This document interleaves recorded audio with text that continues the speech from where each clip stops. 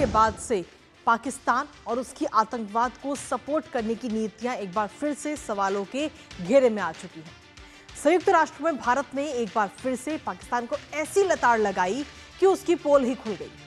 संयुक्त राष्ट्र में भारत की उपस्थायी प्रतिनिधि योजना पटेल ने पाकिस्तान को आतंक को पनाह देने वाला दुष्ट राष्ट्र बताया है। दरअसल योजना पटेल ने पाकिस्तान के रक्षा मंत्री ख्वाजा आसिफ के उस हालिया इंटरव्यू का यूएन में जिक्र किया जिसमें उन्होंने पाकिस्तान में आतंकवाद को बढ़ावा देने की बात को स्वीकार किया था। अब क्या कुछ कहा भारत की उपस्थायी प्रतिनिधि योजना पटेल ने, सबसे पहले वो आपको सुनाते हैं।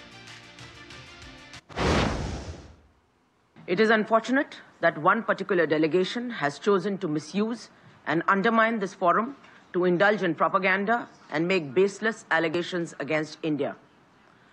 The whole world has heard Pakistan's Defense Minister Khwaja Asif admitting and confessing Pakistan's history of supporting, training and funding terrorist organizations in a recent television interview. This open confession surprises no one and exposes Pakistan as a rogue state fueling global terrorism and destabilizing the region. The world can no longer turn a blind eye.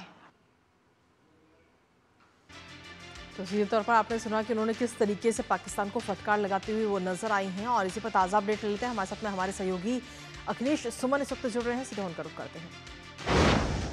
Akhilesh, सीधे तौर पर हालांकि इससे पहले भी कई बार संयुक्त राष्ट्र में भारत जो है वो पाकिस्तान को लताड़ लगा चुका है और लेकिन अब इस बार अगर हम देखें तो ये जो आतंकी हमला हुआ उसके बाद में ये लताड़ लगाई गई है और ये लताड़ लगाई गई जो वहां के रक्षा मंत्री हो उनका जो बयान सामने आया उसको लेकर।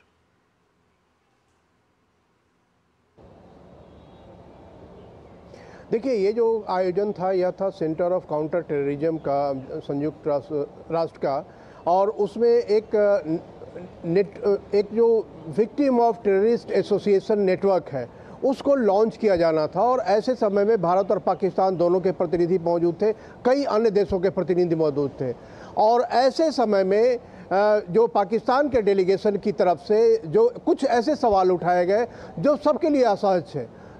जो उन्होंने भारत पर आरोप लगाया जबकि भारत टेररिज्म का विक्टिम है। अभी पहलगांव में जो घटना हुई उसका जिक्र किए बिना, जबकि संयुक्त राष्ट्र सुरक्षा परिषद ने उसको कंडेम किया है, उसके बावजूद भी पाकिस्तान उसको मानने के लिए तैयार नहीं है। ऐसे में भारत की तरफ से एक राइट टू रिप्लाई की तरफ से ये जवाब दिया गया जिसमें कि भारत ने साफ साफ कहा कि पाकिस्तान को शैतान राष्ट्र की श्रेणी में रखा जाना चाहिए, उपद्रवी राष्ट्र की श्रेणी में रखा जाना चाहिए, क्योंकि पाकिस्तान का जो हमेशा रवैया यही रहा है कि पूरी दुनिया में टेररिज्म को एक्सपोर्ट करे, पूरी दुनिया में जहां भी टेररिस्ट एक्टिविटी होती है उसके कहीं ना कहीं टेररिज्म के तार जो है वो पाकिस्तान से जुड़े हुए रहे।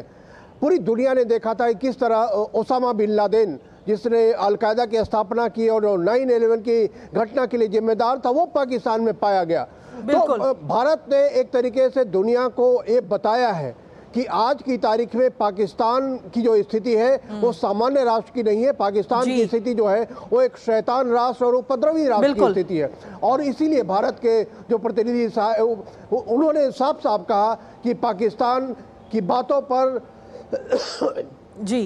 पाकिस्तान की बातों पर विश्वास नहीं किया जाए बल्कि पाकिस्तान को आतंकवादियों को सपोर्ट करने वाले राष्ट्र की श्रेणी में रखा जाए।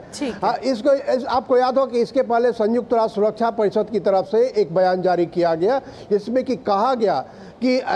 इस तरह की आतंकवादी घटनाओं, पहलगांव में जो आतंकवादी घटना हुई उसको सपोर्ट करने वाले, उसको स्पॉन्सर करने वाले उन सारे लोगों को सजा दी जानी चाहिए, उनको अलग थलग करना चाहिए। और उन्होंने सारे राष्ट्रों से आह्वान किया कि इस घटना में शामिल लोगों को पकड़ने में सभी राष्ट्रों को आगे आना चाहिए और सहयोग करना चाहिए। बिल्कुल तो अखिलेश, जहां एक तरफ हम देखें तो पूरी दुनिया का सपोर्ट तो इस वक्त भारत को मिल ही रहा है क्योंकि भारत हमेशा मुखर आवाज उठाता रहा है आतंक के खिलाफ और अब एक बार फिर से ये आवाज उठाते हुए और साथ ही पूरे विश्व का साथ भी भारत को इस वक्त मिल रहा है। फिलहाल बहुत बहुत शुक्रिया अखिलेश, तमाम जानकारी हमारे साथ साझा करने के लिए।